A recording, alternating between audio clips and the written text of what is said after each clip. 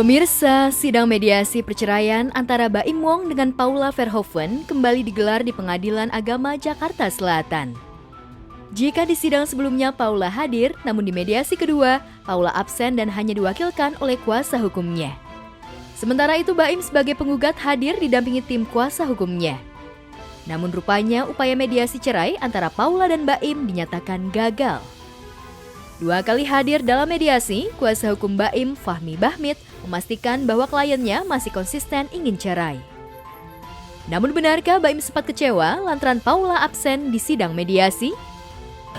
Tadi mediasi sudah selesai, ya. Pada akhirnya tidak ada kesepakatan apapun dalam mediasi sehingga proses permohonan cerai talak yang diajukan oleh Muhammad Ibrahim harus berproses dalam pokok perkara, di mana besok sidangnya dibuka untuk pembacaan permohonan.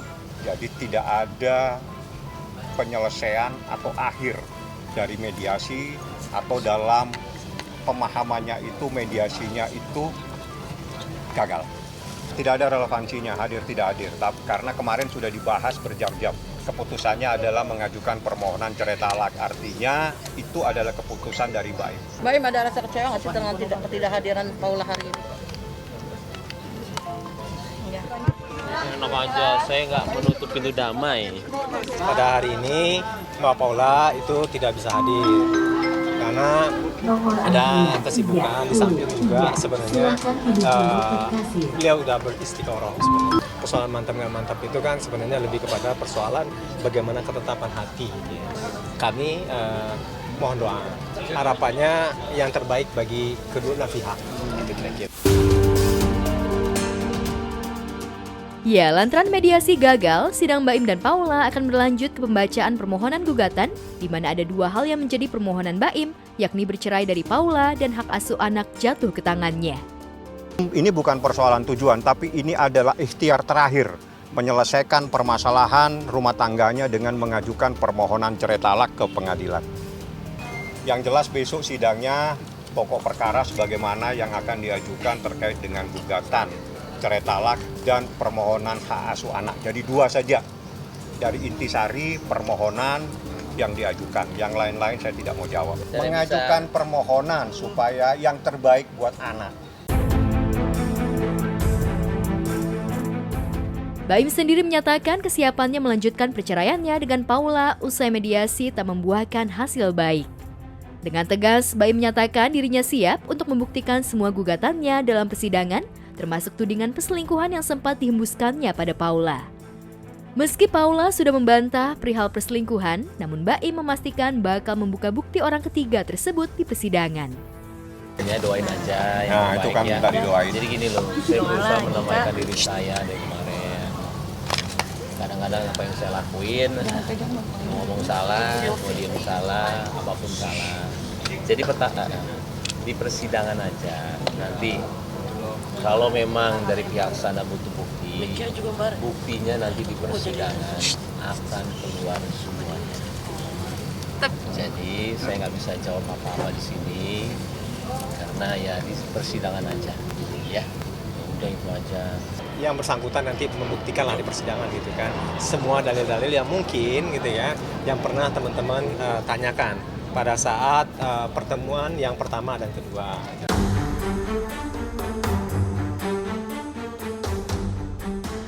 Isu orang ketiga memang mengekori keretakan rumah tangga Baim dan Paula. Dugaan perselingkuhan Paula dengan salah satu sahabat Baim yang santer disebut bernama Niko seakan makin kuat usai salah satu teman Baim bernama Wisnu menjadi saksi dan mengungkap karyawannya melihat Paula dan Niko pernah mendatangi warung bakmi Jawa miliknya di daerah Radio Dalam setahun silam. Wisnu mengaku dirinya memang tak kenal dekat dengan Paula, namun dirinya berteman baik dengan Baim dan juga Niko. Saat itu, Wisnu mengaku tidak menaruh kecurigaan atas kedatangan Paula dan Niko. Tanpa ada maksud lain di waktu bersamaan, Wisnu bahkan mengkonfirmasi kedatangan Paula dan Niko ke warung miliknya. Ini kalau bicara jujur, memang ada beberapa kali Paula sama Niko yang tadi disebutkan ya, itu datang ke sini dan kebenaran ini bangku yang mereka duduki. Setahun yang lalu ada beberapa kali memang beliau datang ke sini gitu kan, duduk di tempat yang sama 2 kali kalau nggak salah. Dan beneran anak-anak pengen minta foto, lihat sama siapa sih, saya tanya begitu kan ke anak-anak, difotoin. Oh, saya bilang itu Niko, dan Niko kebetulan memang teman saya juga gitu. Kalau saya sama Paula saya nggak kenal, kalau sama Baim saya kenal karena kita pernah satu circle, terus saya tarik diri gitu. Itu makanya waktu Mbak Paula sama Niko kesini, saya dapat laporan anak, saya telepon Mbak Im, lu ke ini ya, ke warung ya, saya bilang begitu. Dia bilang enggak, gue lagi ada di rumah kalau nggak salah, dia bilang gitu. Gue bilang kenapa?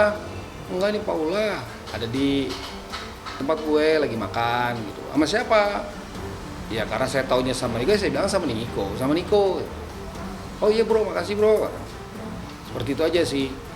Kedua juga saya pikir sama dia, ternyata dia ada di Jogja kalau nggak salah waktu itu. Saya telepon ada di Jogja. Ini yang ada di foto ini. Iya Mbak, waktu itu pas Mbak Paula malam ke situ sama 2 laki-laki sih.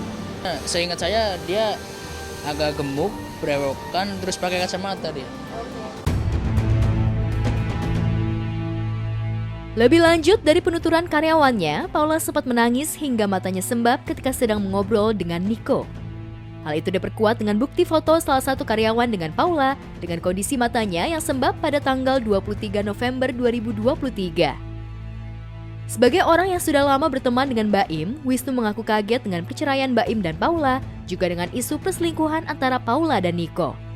Wisnu masih berharap isu tersebut tidak benar.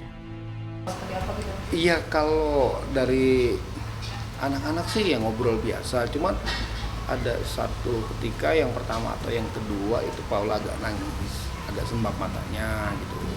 Laporan anak-anak seperti itu gitu kan. Juga saya nggak tahu ya, mungkin ya entah apa kan kita nggak tahu ya masalahnya karena kan kita di luar waktu itu. 2 kali. Ya namanya kita buka usaha, kalau ada yang datang gitu kan kita nggak bisa. Oh ini selingkuh, oh ini temenan, oh ini pacaran, enggak kan gitu loh. Jadi kita lempeng-lempeng aja, siapa yang datang atau makan di tempat kita, di bakmi Jawa kita ya welcome kita mah gitu loh. Nggak ada pikiran, wah ini pacaran, wah enggak. Gitu. Jujur saya kaget sekali gitu. Cuman saya mendoakan yang terbaik buat mereka, jalan yang terbaik buat mereka ke depannya seperti apa. Ya untuk Baim, untuk Paula, untuk Niko, ya kan, ya semua sama-sama teman, yang terbaiklah buat mereka. Dan saya cuma sangat menyayangkan kalau memang itu benar-benar terjadi perselingkuhan, saya sangat menyayangkan gitu loh. Terutama ke Niko, kalau bisa begitu bro, gitu loh. Ya mungkin juga hilaf kali ya, gitu. Tapi mudah-mudahan semua ini bukan yang ditudingkan lah, ya bro ya. Kalau memang iya ya kita introspeksi diri, kalau memang enggak ya alhamdulillah.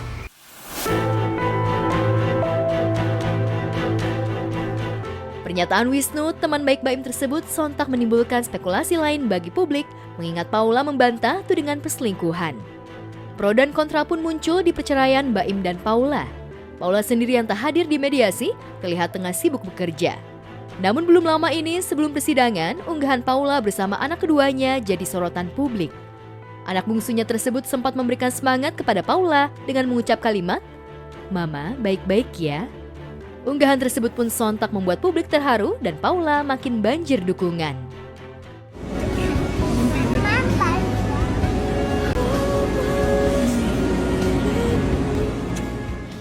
Yang kalian harus tahu juga, hubungan Paula saya dengan anak-anak itu baik-baik aja, nggak ada gimana-gimana kok, benar-benar baik. Kapanpun, siapapun mau ketemu itu boleh. Jadi sebenarnya biar kita menyelesaikan masalah ini dari pihaknya kita, persidangan secara tenang ya, jangan ada yang saling ini, apalagi kalau kata-kata yang nggak benar buat Paula, kasihan juga ya. Jadi buat saya doain aja yang terbaik, itu aja. ada orang Ya ketiga sekarang dong. gini aja, mau bener atau enggak, lihat aja persidangan ya. Udah itu aja, jangan terlalu di ini nanti kemana-mana. Ya.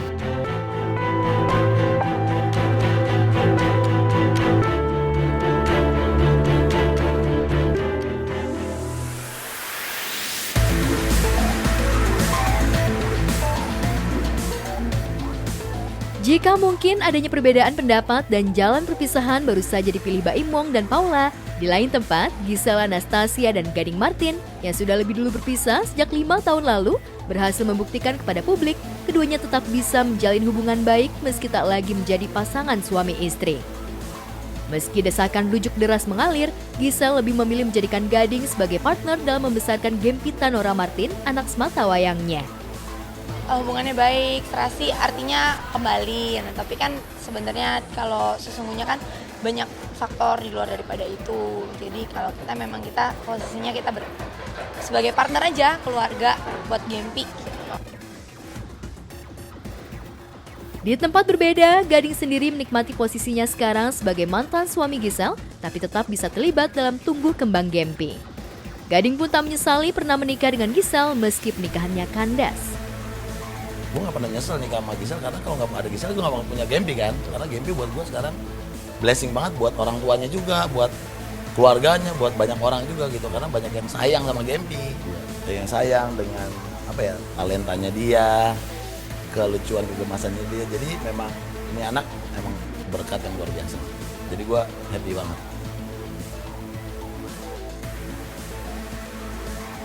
Dengan kedewasaan dan sikap legowo Gading juga Giselle, terbukti keduanya tetap bisa menebar kasih sayang pada Gempi tanpa diwarnai aksi saling menjelekan satu sama lain atau mengumbar aib. Keduanya tetap menjalin hubungan baik di depan atau di belakang anak mereka. Bak keluarga utuh, mereka bahkan belum lama ini kerap pergi liburan bersama. Yang terbaru, mereka baru saja menikmati liburan bareng sambil mengikuti acara Berlin Marathon. Kemarin karena larinya di Berlin, jadi otomatis kita perginya ke negara yang di samping-sampingnya yang deket. Ada Praha, ada Belanda, dan Paris. Jadi kita kemarin staycation ya, sekaligus liburan Gempi sekolah. Dimana ada hari bisa liburan sama Gempi, di situ kita akan berkumpul untuk berliburan bersama. Ikut ajang Berlin Marathon dengan mengajak Gempi merupakan penghargaan dari Giselle dan Gading untuk putrinya sekaligus membangun quality time bersama. Apalagi selama ini di Jakarta, mereka disibukkan dengan aktivitas masing-masing. Lantas, adakah tempat-tempat wisata di Berlin yang disukai Gempi? Kalau itu yang Gempi suka sebenarnya jalan-jalan yang nggak semua kayak harus menghibur dia gitu loh. Jadi udah bisa lihat pemandangan bagus, dia udah bisa senang gitu. Dia mah gampang, yang penting ada park kecil buat tempat main, jungkat-jungkit atau apa gitu di sana. Kalau lagi liburan kan bisa ngumpul, bisa ya memberikan kasih sayang yang full lah buat Gempi. Tak hanya itu, untuk kali pertama di momen liburan, Giselle bersama Rino Sudarjo, sedang Gading juga terlihat bersama Medina Dina liburan bareng. Seperti apa suasana liburan mereka?